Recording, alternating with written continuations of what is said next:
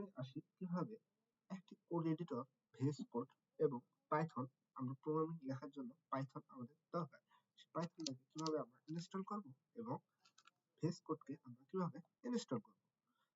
সেহেতু প্রথমে আমরা যে কোনো একটা ব্রাউজারে যাব। আপনি এসডিও যেতে পারেন অথবা ক্রোমেও যেতে পারেন অথবা ফায়ারফক্সেও যেতে পারেন। আমি ক্রোমে প্রেফার করছি। আমি ক্রোমে চলে গেলাম।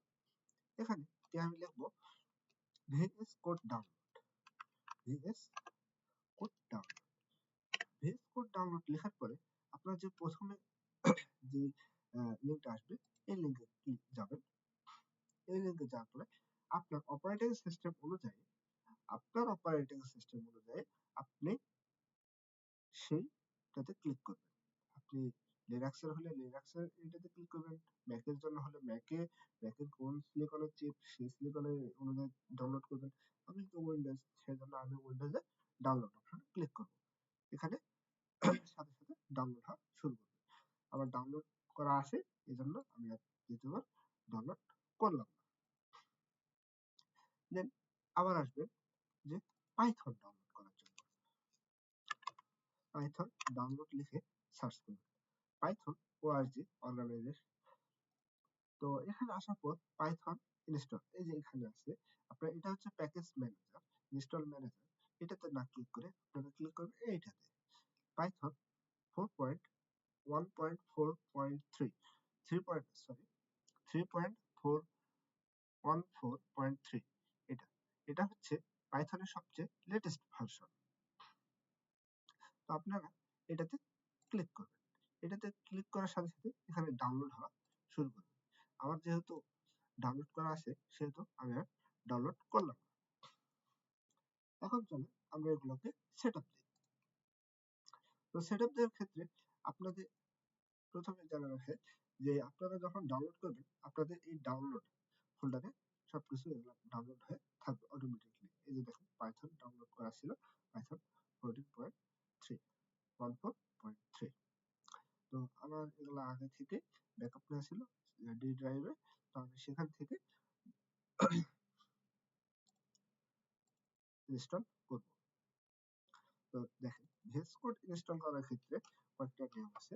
তো আপনার প্রথমে প্যাসেজ এলিমেন্টগুলো পড়তে পারেন, না পড়লে নাই। এই এখানে চেক বক্সটাতে ক্লিক করে এবং নেক্সটে যাবেন এবং আবার নেক্সট।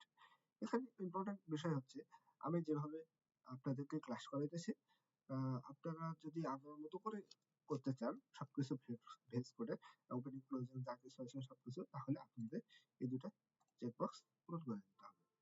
দেন নেক্সট ক্লিক করতে হবে, দেন ইনস্টল ক্লিক করতে হবে।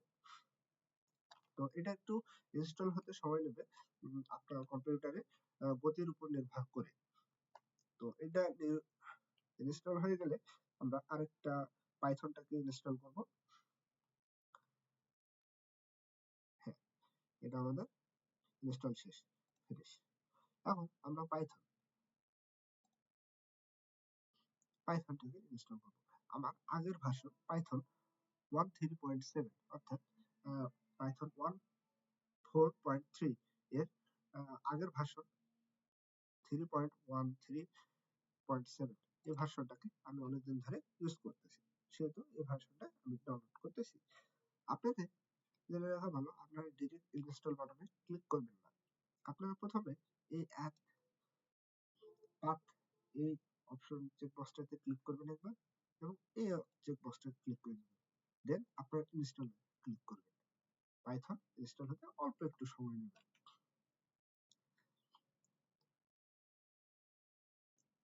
তো ইনস্টল হয়ে গেলে আমরা আমাদের কাজ করে শুরু করব।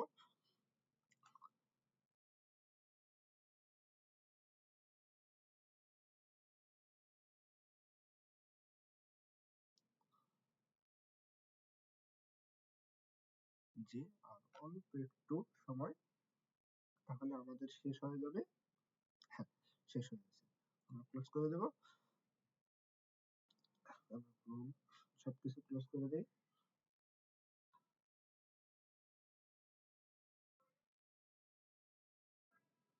আমরা প্রথমে দেখেন, আপনি যেখানে প্রোগ্রাম লিখবেন সেখানে একটা ফাইল, আপনারা মনে করেন একটা ফাইল ক্রিয়েট করলেন।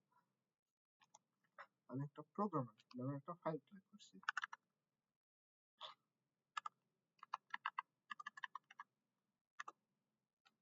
প্রোগ্রামার নামে একটা ফাইল ক্রিয়েট করলাম। এই ফাইলে ফোল্ডার ক্রিয়েট করলাম, ফোল্ডার ক্রিয়েট করলাম। এই ফোল্ডারে আমি এখন শিফট চেপে রাইট ক্লিক করব, তাহলে আপনার ওপেন উইথ কোড অপশনটা আসবে। আমি যেভাবে ডাউনলোড করেছি ভিএস কোড ইনস্টল করেছি সেভাবে যদি আপনারা করে থাকেন তাহলে আপনাদের এই অপশনটি আসবে, অন্যথায় আসবে না। আপনারা ওপেন উইথ কোড করবেন, তাহলে ভিএস কোড চলে আসবে। এখানে চলে আসার পরে আপনার এখানে এক্সটেনশন এখানে ডাউনলোড করতে হবে। এখানে চলে আসার পরে আপনারা এখানে লিখবেন, এই সার্চ বক্সে লিখবেন, এক্সটেনশনে এসে সার্চ বক্সে লিখবেন পাইথন।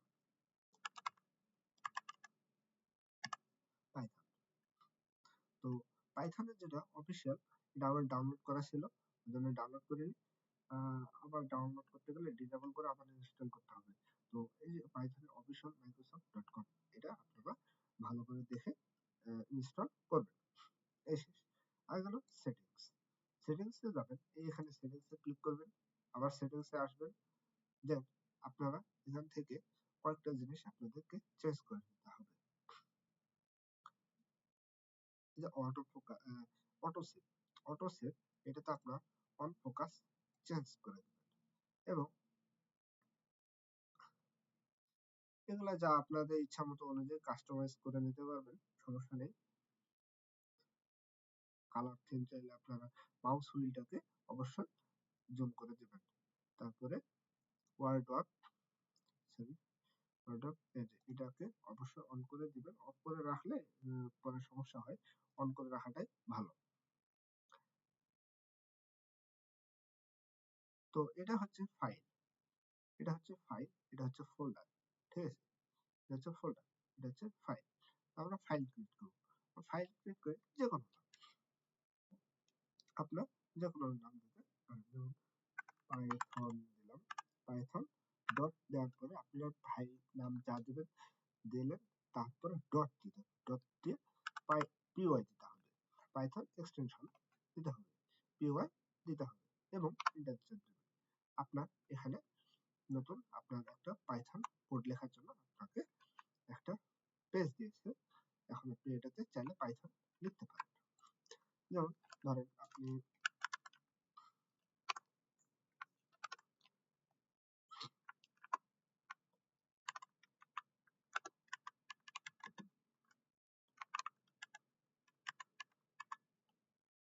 লিখলেন, এটা আপনি কোড লিখছেন, এটা আপনি আউটপুট করবেন।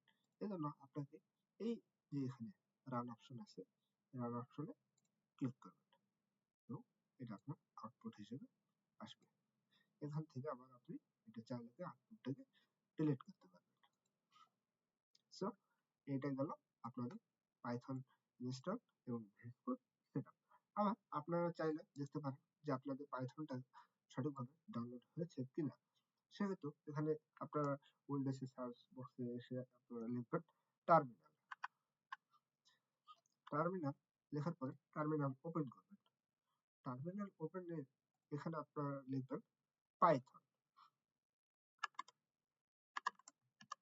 পাইথন, পাইথন লিখে এন্টার দেবেন। দেন পাইথন লিখে এন্টার দেওয়ার সাথে সাথে আর এখানে পাইথনের কোন ভার্সন, কবে, কখন, এগুলো সব কিছু আমাকে ডিটেলস দিচ্ছে, ঠিক আছে?